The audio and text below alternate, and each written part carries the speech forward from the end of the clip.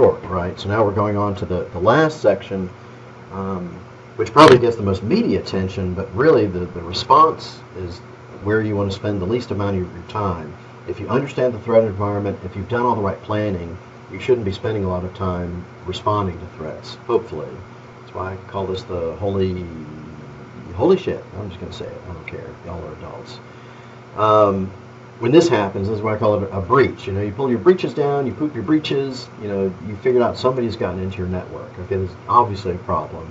And the main thing is people tend to panic when they discover that they've been breached. And that is that's exactly the wrong time to start your planning process, right? You already have to have a plan.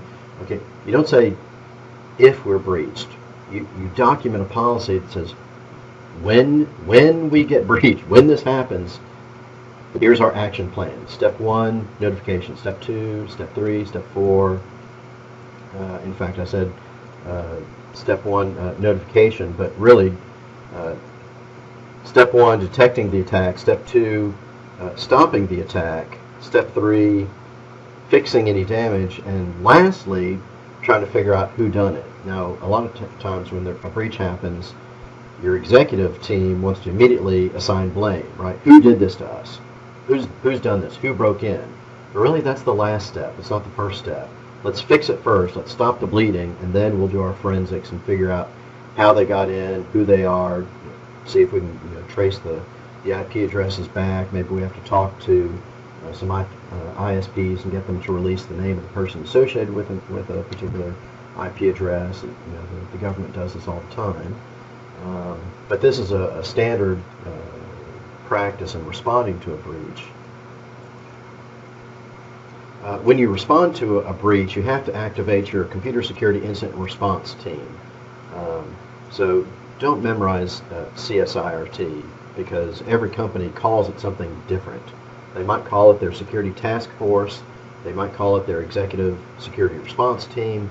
The point is that it's some kind of team of people or a steering committee, whatever you're going to call it, that includes not just IT people in this group. Certainly you're going to have senior IT management that have to represent IT, but you have to have financial people, your PR people, your legal people on this team. Because especially for a publicly traded company, if the breach is found out, well, you have to make some tough decisions. Do you announce to the public that you've been breached?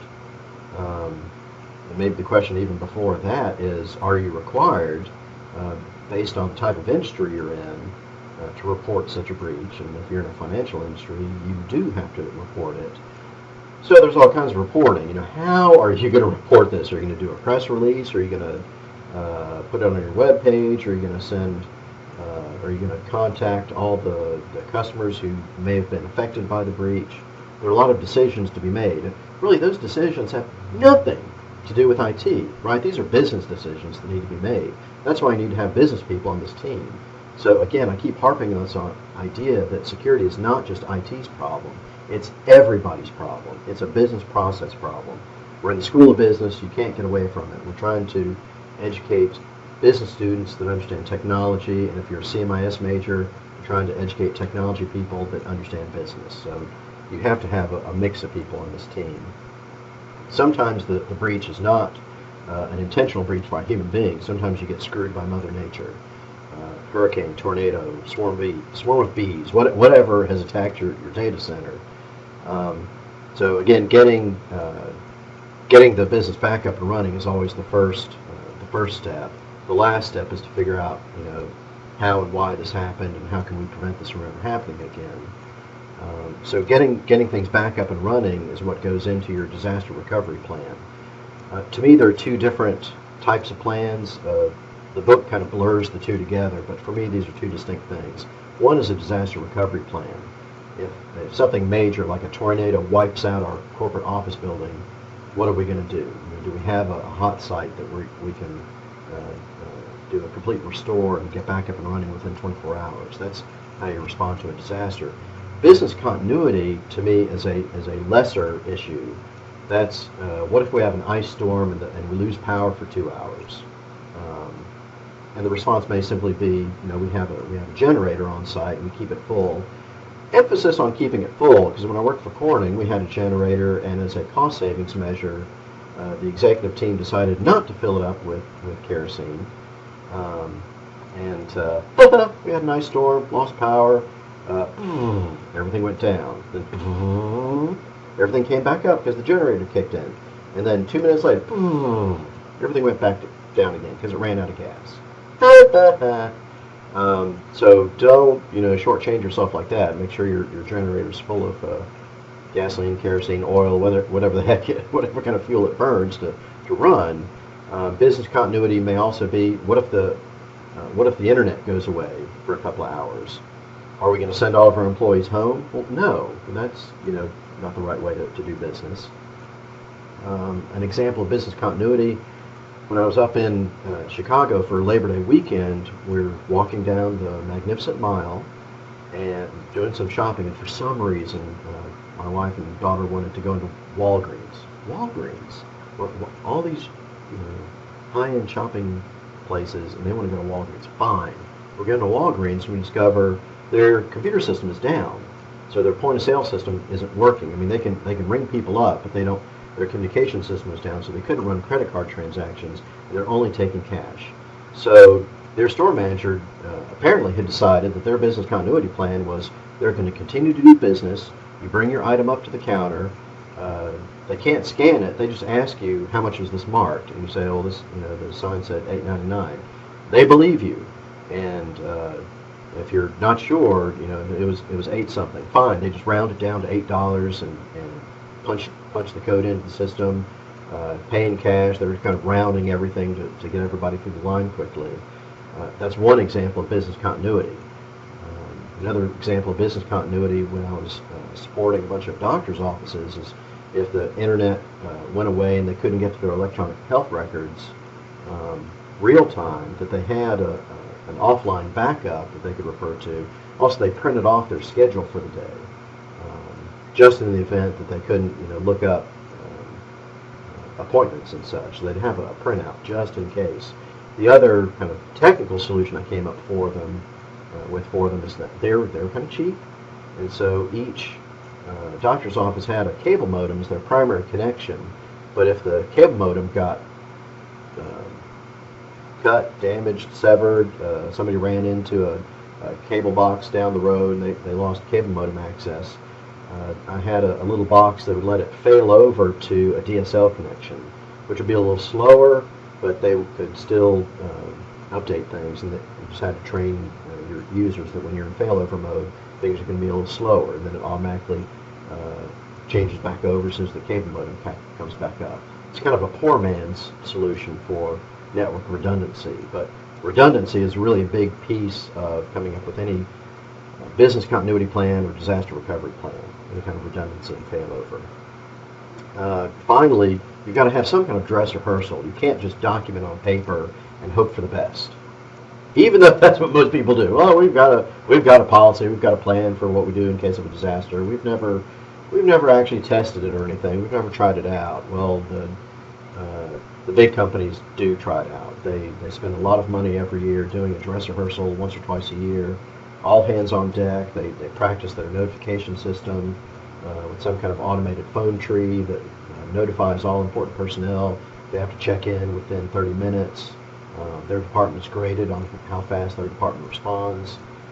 They try out their continuity plan of having everybody work remotely, if that's part of the plan. So, we talked about this slide already. I just want to end with some final big thoughts on security. This idea of a trade-off between too much security that impacts productivity or allowing too much ease of use and having not enough security. This trade-off is a critical idea. There's a decision to be made here. And again, the decision is not up to IT. It's a business decision that has to be made by business leaders of your organization. Role-based access is critically important because the last thing that you want to do is assign rights and permissions to somebody based on an individual. So I don't have access to systems at SIUE because I'm Tim Jacks. They don't manually, God, I hope they don't do this. They don't manually put my user ID into all the groups for, access to Blackboard, access to Banner and CougarNet, and access to the grading system, and access to the class registrar's office, and everything else. They assign me a role, so they just put me in a group of faculty in the CMIS department, and based on my membership in that group, that's what gets me access to everything else. Otherwise, you're going to have so many holes in your security if you assign security to individuals. So you always assign security to a role. Now, in Active Directory, what you're doing is assigning security to a group. So you're always giving permissions to groups within Active Directory, or within your access control list on a router or firewall, or even switch. This third bullet about changing your password, I know it's sad to say this, but it's the biggest thing you can do to educate your users. And of course, forcing them to change a password every so often is the best thing. Now, a lot of your kind of personal passwords for banking and whatnot, they don't force you to change them, but you really should on a regular basis. 60 days is kind of an industry norm. 30 days if you're in a financial industry. 90 days is really too long. That's just unacceptable these days. What I have in green here is this idea of what makes a building stand the test of time. Is it having a good blueprint, or is it having good hammers? And hopefully you see the idea that I'm sneaking up on here, that if you have a good blueprint, we need both, yes, of course, but the blueprint, having the right blueprint is probably the more important aspect of making sure that a building is going to stay up and not crumble. So this last one, oh my God, you better be able to answer this question. It should just go without saying. Is security a business process concern or a technology concern? I'm not even going to give you the answer now, because you know what the answer is. You know what the answer is now. So keep that in mind as you're studying for your exam. That's what's coming up. Next Wednesday, I'm going to post a study guide, at this point probably tomorrow, Friday, for you to take a peek at to help you with your studying. But go ahead and start studying now.